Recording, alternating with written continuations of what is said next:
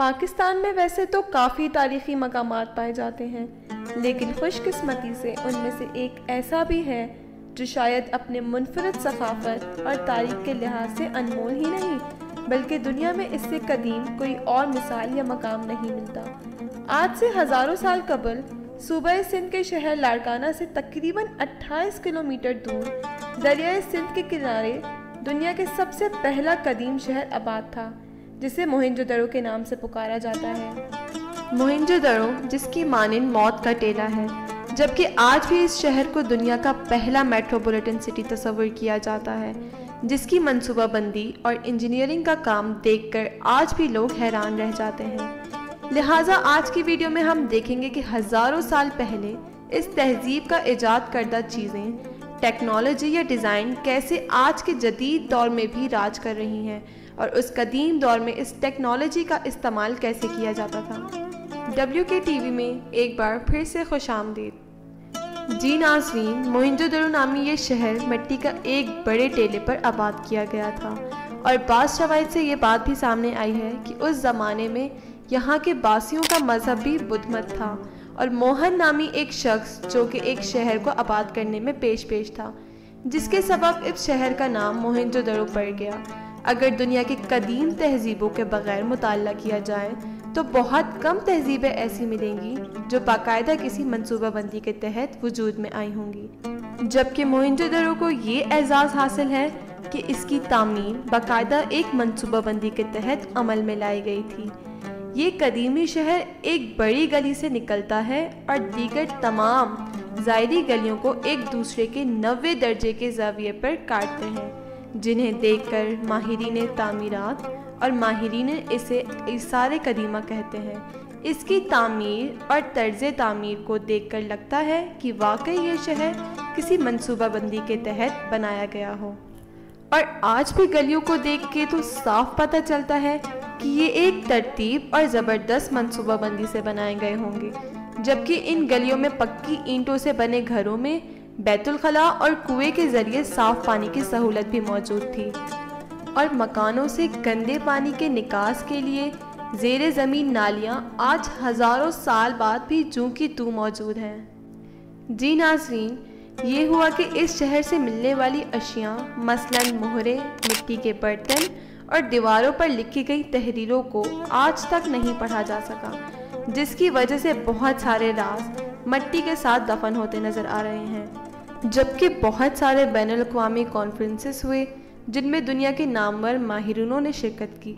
لیکن یہاں کی پراسرار قدیم زبان اور تحریروں کو سمجھنے کی گتھی سلجھ نہ سکی، جو ابھی تک اپنی پراسراریت برقرار رکھے ہوئے ہے۔ لیکن دوسری طرف دنیا کے آثار قدیمی کے ماہرین کی تشنہ نظری ابھی بھی اس شہر کے رموز و اسرار جاننے کے لیے پر امید ہے کہ شاید کوئی وقت آئے کہ دنیا کی سربستہ رازوں کو جاننے کے لیے پر امید ہے کہ شاید کوئی وقت آئے اور دنیا اس شہر کے کچھ سربستہ رازوں کے بارے میں جان سکے۔ جی ناظرین، آج کے دور کی طرح موہنجو دڑو والے عہد میں بھی مرد و خواتین عام طور سے زیورات پہنا کرتی تھیں، جبکہ عورتیں منکوں کے ہار، چاندیاں، سونے کی چوڑیاں اور پازے پہنا کرتی تھیں، بلکہ کچھ مجسموں میں عورتوں کو کوہنی سے لے کر کندھے تک چوڑیاں پہنی دکھائی گئی ہیں، جس سے ظاہر ہوتا ہے کہ اس دور میں بھی چوڑیوں کا رواج عام تھا، یہاں تک کہ کچھ زیورات پر چڑھاؤ کا کام بھی دکھائی دیتا تھا۔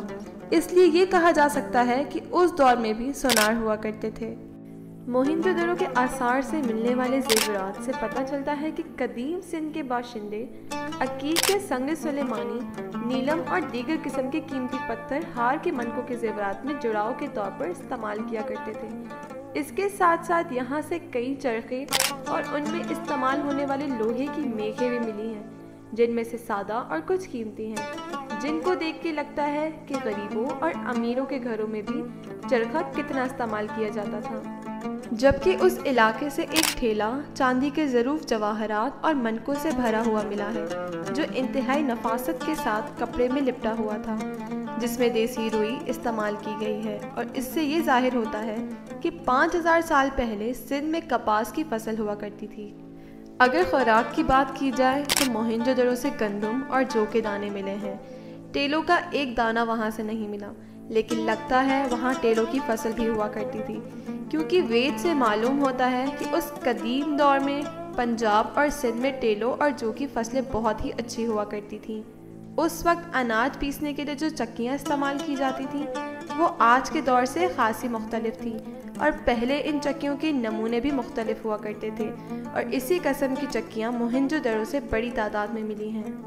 جی ناظرین، ان ساری باتوں اور دریافتوں سے پتہ لگتا ہے کہ آج سے ہزاروں برس قبل یہاں رہنے والی تہذیب ایک اچھی اور خوشگوار زندگی گزار رہی تھی، اور ان کی زندگی میں ہر وہ چیز شامل تھی جو آج بھی لوگوں کی ضرورت ہے، جبکہ اس پر مزید تحقیقات تاحال جاری ہیں، اور دنیا بھر کے محققین اور ماہرین یہاں سے ملنے والی چیزوں کا مشاہدہ کر رہے ہیں، جن سے نت نئے انکشافات سامنے آ رہے ہیں۔ لہٰذا اگر ضمن میں یہ کہا جائے کہ موہنجو دڑو کسی حیرت کرنے سے کم نہیں ہے تو بے جا نہ ہوگا۔ ضرورت اس بات کی ہے کہ موہنجو دڑو کے ان آثار کو محفوظ بنانے کے لیے حکومت مؤثر اقدامات کرے، تاکہ قدیمی تہذیب کے حامل اس شاہکار کو محفوظ بنایا جا سکے۔